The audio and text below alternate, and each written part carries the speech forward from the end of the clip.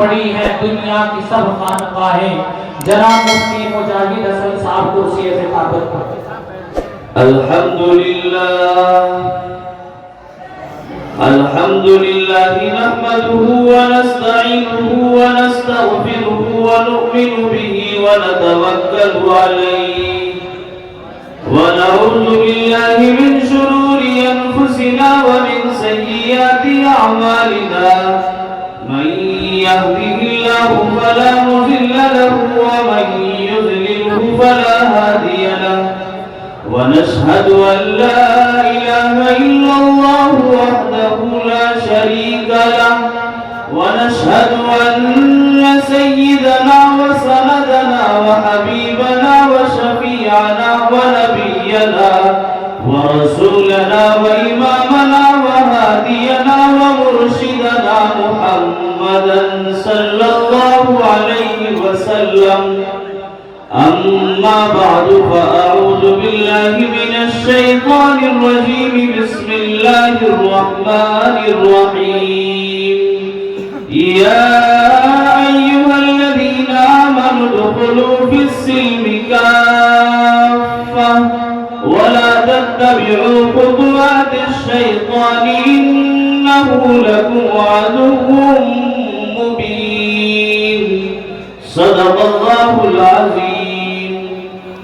عزیزان گرامی قدر، بزرگوں اور دینی بھائیوں،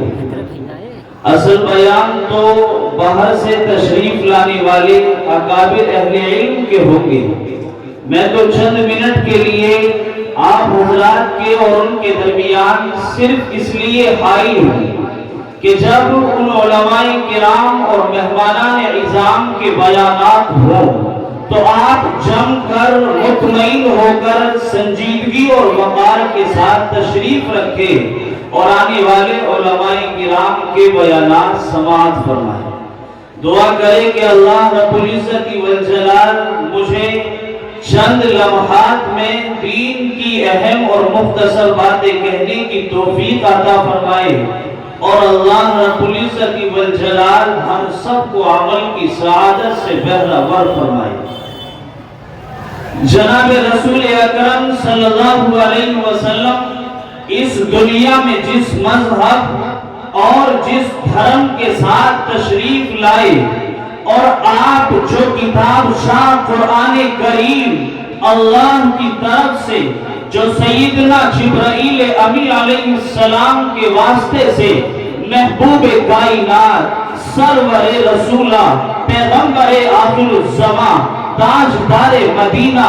شاہ بدر حنین، احمد مجتبی، محمد مصطفیٰ رسول عربی صلی اللہ علیہ وسلم کو دیا گیا اس قرآن کا پیغام، اس قرآن کا مشن، آپ کی زندگی کا سبق، آپ کی حیات کا درس یہ ہے کہ اے لوگوں، اسلام کو اپنی زندگی میں 100% داخل کر لو، اور تم ظاہر و باطن ہر اعتبار سے اسلام کے پیروکار بن جاؤ۔ تمہارے ظاہر سے یہ بات جھلکے اور آیا ہو کہ تم محمد الرسول اللہ کے غلام ہو، تمہارا باطن اور دل کی پاکیزگی یہ بتائے کہ تم قرآن پر عمل کرنے والے ہو، تم اللہ کے نبی علیہ السلام کی محبت کا دم بھرنے والے ہو، تمہاری صبح و شام سے یہ بات جھلکے، تمہاری شادی اور غم کے موقع سے یہ بات آیا ہو، تمہارے چلنے سے ایک آدمی یہ فیصلہ کرے کہ یہ محمد الرسول اللہ کا دیوانہ چلا جا رہا ہے، یہ قرآن کا ماننے والا، احادیث پر یقین و اعتقاد اور اعتماد رکھنے والا انسان چلا جا رہا ہے، تمہارے ظاہر و باطن سے یہ چیز صاف جھلکنی چاہیے۔ صرف ظاہر اسلام کے دعوے کر دیا اور باطن اسلامی خوبیوں سے خالی ہے، یا تمہارا باطن وہ تو تم جانو، اندر کی دنیا اور دل کی کیفیات تو تم جانو۔ لوگ دیکھیں گے تمہارا ظاہر، لوگ دیکھیں گے تمہارا لباس، لوگ دیکھیں گے کہ تم ایک دوسرے سے کیسے ملتے جلتے ہو، تمہارے معاملات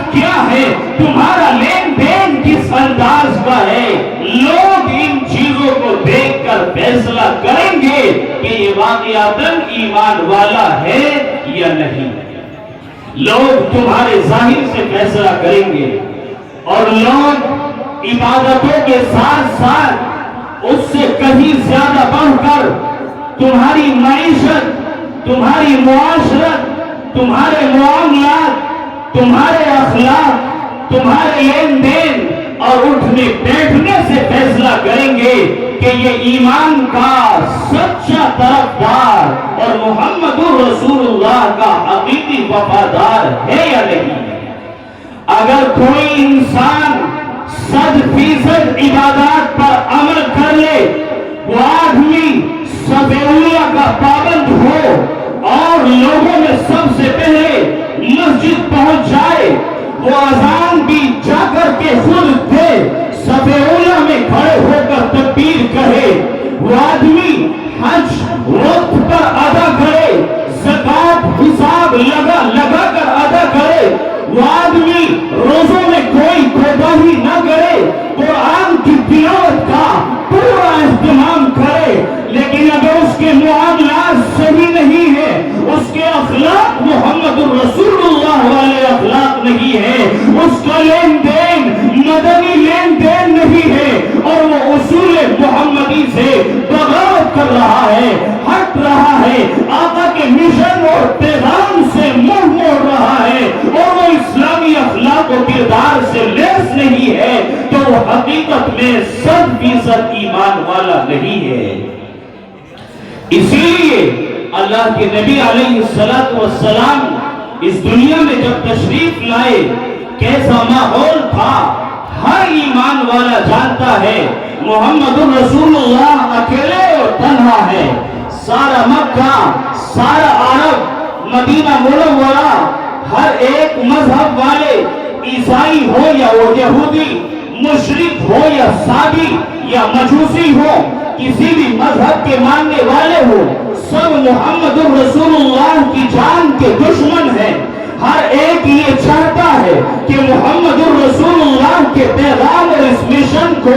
زندہ درگور کر دیا جائے، آپ کے اس مشن کو تباہ دیا جائے، اسلام کا نام و نشان مٹا دیا جائے۔ ہر ایک کی یہ کوشش ہے، لیکن میرے آقا پتھروں کا جواب پھول کے ساتھ دیتے ہیں، گالیوں کا جواب حسن اخلاق کے ساتھ دیتے ہیں۔ کوئی آپ کی جان کا دشمن ہے، آپ ان کی جان کے محافظ بن جاتے ہیں، لوگ آپ سے لوٹنا اور چھیننا چاہتے ہیں، آپ امانت دار بن کر ان کی امانتوں اور ان کی دولتوں کی حفاظت کر رہے ہیں۔ اسی لیے سچ فرمایا قرآن کریم میں کہ اگر اس دشمنی کے دور میں کسی چیز نے ان لوگوں کو محمد رسول اللہ کا غلام بنایا اور آقا کے در رسالت پر جھکنے پر مجبور کیا ہے، تو وہ آپ کے اخلاق ہیں،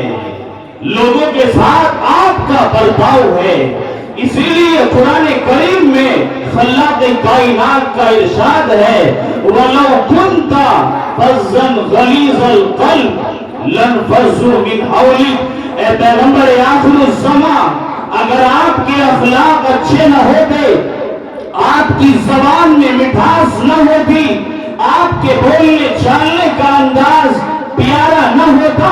دل کو لبھانے والا اور دل میں جگہ بنانے والا آپ کا انداز نہ ہوتا، لَانفَضُّوا مِنْ حَوْلِكَ، صحابہ کرام کی یہ جماعت اور یہ لوگ آپ کے آس پاس نہ بھٹکتے، بلکہ آپ سے دور چلے جاتے اور کوئی آپ کی بات قبول کرنے کے لیے تیار نہ ہوتا۔ اس لیے اخلاق نبوی صلی اللہ علیہ وسلم سے اپنے آپ کو لیس کرنے کی ضرورت ہے۔ اسی لیے محمد رسول اللہ کے اخلاق جب تک ایمان والوں کی زندگی میں رہے، ایمان والے کامیاب رہے، جب تک معاملات نبوی صلی اللہ علیہ وسلم لوگوں کی حیات میں رہے، لوگ ایمان والے کامیاب رہے، اور جب سے اخلاق کا جنازہ نکالا، معاملات میں جھوٹ، دھوکے بازی اور دغا بازی کو داخل کر دیا، گھریلو معاملات میں لڑائی جھگڑے اور ایک دوسرے کے साथ जुल्म और सितम को रवा रखा और आम रखा, उस वक्त से ईमान वालों की हवा उठा गई और ईमान वालों की कदर और कीमत दुनिया वालों की नजरों में बेहैसियत हो गई। इसलिए अखलाक नबवी सल्लल्लाहु अलैहि वसल्लम को अपनी जिंदगी के अंदर दाखिल करने की इंतहा दर्जे सख्त जरूरत है। हजरत अमर इब्न आस रजी अल्लाहु अन्हु जो गवर्नर मिस्र हैं और फातिह मिस्र हैं, एक मर्तबा मिस्र में घोड़दौड़ का मुकाबला हुआ, घोड़सवारी का मुकाबला हुआ। हजरत अमर इब्न आस रजी अल्लाहु अन्हु के साहिबजादे उस घोड़सवारी के मुकाबले में शरीक होते हैं और चूंकि आप गवर्नर वक्त के बेटे हैं और आप मिस्र के हाकिम के बेटे हैं और आम तौर से बड़े लोगों की औलाद के जहन इंतहा दर्जे खराब होते हैं, ये आप सबके तजुर्बात की बातें हैं। अमर इब्न आस का वो साहिबजादा घोड़सवारी के मुकाबले में शरीक हुआ। मिस्र के दूसरे नौजवान भी उस मुकाबले में शरीक थे, उस कंपटीशन के अंदर शरीक थे। मिस्र के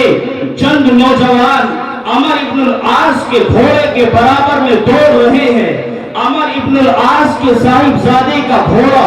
आगे है। इन होते होते ऐसा होता है कि एक मिस्र का नौजवान जो कीमती था खानदानी और नस्ली एतबार से, उसका घोड़ा अमर इब्न आस के साहिबजादे के घोड़े से घोड़सवारी के मुकाबले में आगे निकल जाता है। शहजादे को ये बात गवारा न हुई, उसको अपनी तौहीन और अपना ये मुआमले में पीछे हट जाना ये बात गवारा न हुई। उसने कीमती ईसाई के साथ, उस नौजवान के साथ ये मुआमला किया कि अपना घोड़ा लेकर उस मिस्री नौजवान पर घोड़ा बरसाना शुरू कर दिया और उसकी कमर लहू लुहान कर दी और उसके साथ जुल्म का मुआमला किया। कीमती ईसाई था, वो मजहब के एतबार से ईसाई था, लेकिन उसे मालूम था कि अदल व इंसाफ मदीना मुनव्वरा में हजरत उमर फारूक के दरबार में मिलेगा, लिहाजा वो मिस्र से सफर करके मदीना मुनव्वरा आ जाता है। अदालत उमर में मुकदमा दायर कर देता है, मुकदमे की कार्रवाई शुरू हो जाती है। हजरत उमर रजी अल्लाहु अन्हु उस मुकदमे को सुनने के बाद ये सजा तय करते हैं कि जिस तरह इस शहजादे ने इस ईसाई के साथ ये मुआमला किया है, ठीक इसी तरह ईसाई को ये इजाजत दी जाती है कि वो उसी अंदाज में शहजादे की कमर के ऊपर घोड़े बरसाए। जब वो नौजवान अपने अंदाज में बदला मुकम्मल कर लेता है और वो ये देखता है कि मैं यहाँ तन्हा हूँ और ये मुसलमानों की अदालत, मुसलमानों का शहर है, मुसलमानों का हाकिम और गवर्नर और बादशाह यहाँ मौजूद है